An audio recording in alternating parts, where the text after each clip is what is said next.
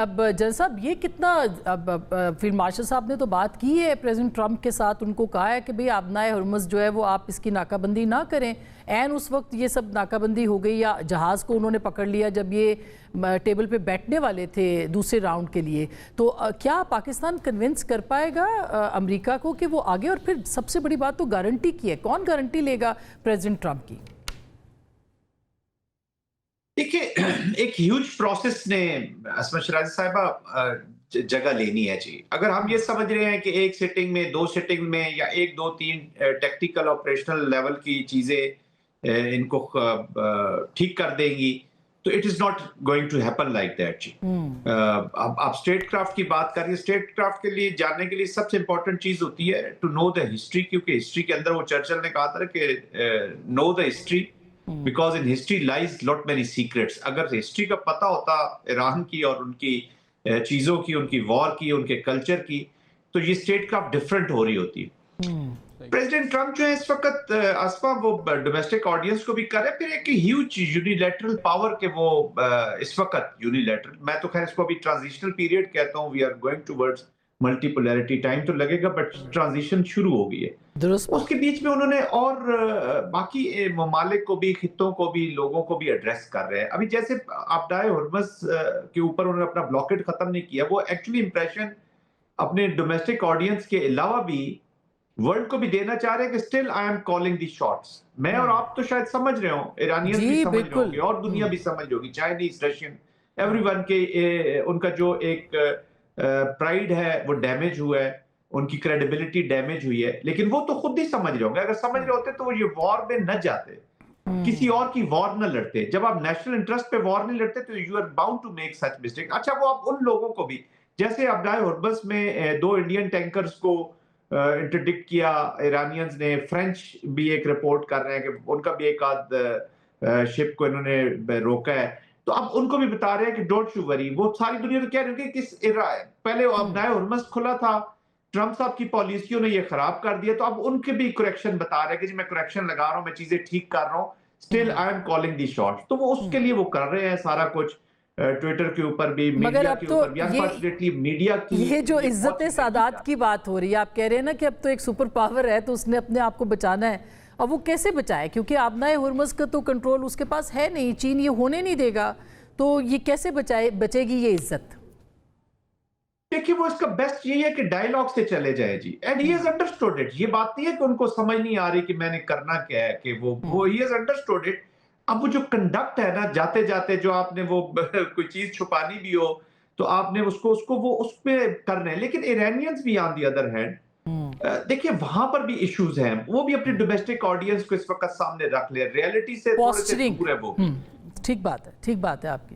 Sorry جی وہی میں کہہ رہی ہوں کہ پوسچرنگ کی بات آپ کر رہے ہیں نا، کہ وہ بھی اپنی جو ڈومیسٹک آڈینس ہے اس کا سامنے.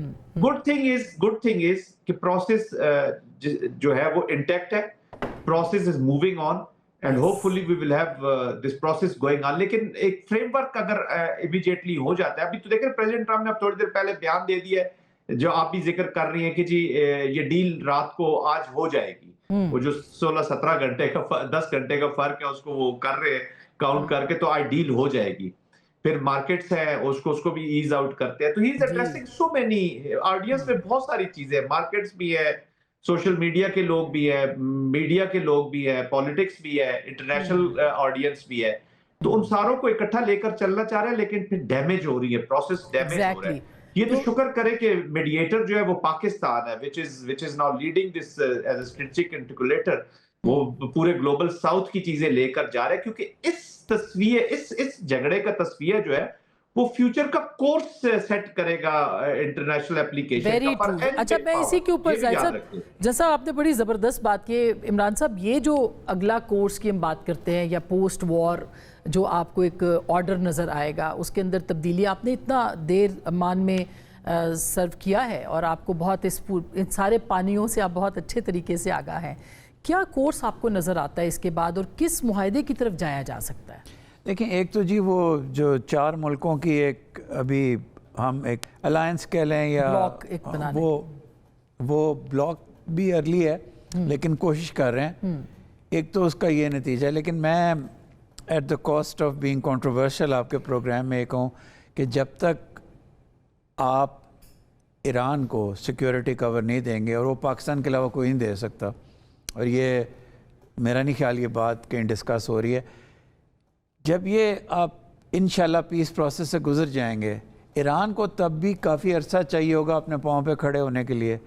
और जब नेतन्याहू का इलेक्शन हो जाएगा, ट्रंप का इलेक्शन हो जाएगा, इनका कोई पता नहीं, ट्रिगर हैप्पी है। तो आपको पाकिस्तान को ये नहीं कि अमेरिका के ख़िलाफ़ खड़े हो गए, यू शुड सऊदी अरेबिया से निचले लेवल की, लेकिन एक ईरान की प्रोटेक्शन की डिफेंस अलायंस पाकिस्तान और टर्की या बायलैटरली पाकिस्तान के साथ आपको करनी पड़ेगी, otherwise Iran will again be insecure. और जितनी ये प्रॉक्सीज और बाकी चीज़ें होती हैं, टोटली नहीं, वो इनसिक्योरिटी कॉम्प्लेक्स है ईरान का। वो जब भी तो कह रहे हैं कि हमें मुस्तकिल आप जंग की गारंटी दें, और ये गारंटी किसी के पास है, कम से कम इजराइल की गारंटी तो कोई भी नहीं ले सकता। इजराइल की गारंटी यही है कि जी Israel will think twice about shooting Pakistani soldier in Iran और Pakistani air force asset in Iran. तो कई लोग ये कहेंगे कि कहीं ये हमें बहुत सामने ना खड़ा कर दे इजराइल का। इजराइल पहले डिप्लॉयड है बॉर्डर एरियाज में इंडिया के। आपको जो कुछ वो कर सकते हैं वो कर रहे हैं एग्जैक्टली, और पहले कर चुके हैं पिछले बरस। आपको क्या लगता है कि ये जो स्पॉयलर्स की बात हो रही थी, कोई और भी स्पॉयलर्स होंगे? मैं देख रही थी इंडियन चैनल्स पे तो अभी तक वावेला है कि पाकिस्तान में दूसरा राउंड हो रहा है कि नहीं हो रहा। आई मीन बहुत सारे लोग इस कोशिश में होंगे। क्या लगता है आपको कि कुछ जो शराइत हैं उसको सामने रखते हुए नतीजा निकल सकता है? नहीं, मैं समझता हूँ कि देखें जो सब्सटेंटिव इश्यूज़ हैं वो 4 हैं और चारों आपस में मरबूत हैं। और इसलिए इसको समझना ज़रूरी है। हमारे यहाँ बहुत दफ़ा गुफ्तगू इस तरह होती है, हर चीज़ को स्टैंड अलोन समझा जाता है। भाई गल्फ़ ऑफ हरमज़ जो है वो तरफ का पत्ता है, वो सबसे बड़ा लेवरेज आपके पास जोग्राफी का, और उसको और उसको वो सिक्योरिटी कमिटमेंट और इकोनॉमिक रिलीफ में ट्रांसलेट करना चाहते हैं। It's very simple.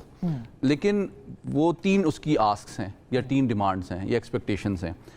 Durable piece in Lebanon, वो सिक्योरिटी कमिटमेंट चाहता है इसराइल का कि जो एक्सपेंशनिज्म है और जो अग्रेशन है टुवर्ड्स लेबनान भी रुके। वो जो डैमेज हुआ है और प्लस जो इकोनॉमिक सैंक्शंस हैं उनका वेवर भी वो चाहता है जी। ये दूसरी चीज़ है। और तीसरी चीज़ न्यूक्लियर के ऊपर जो है रियलिस्टिकली एक फेस ऑफ ही होगा और एक फेस सेविंग दोनों को चाहिए होगी। देखें, अगर आप आलमी कानून की बात करें तो वो एक NPT non nuclear weapon state के तौर पे सिग्नेटरी है, उसकी एक binding commitment according to international law है।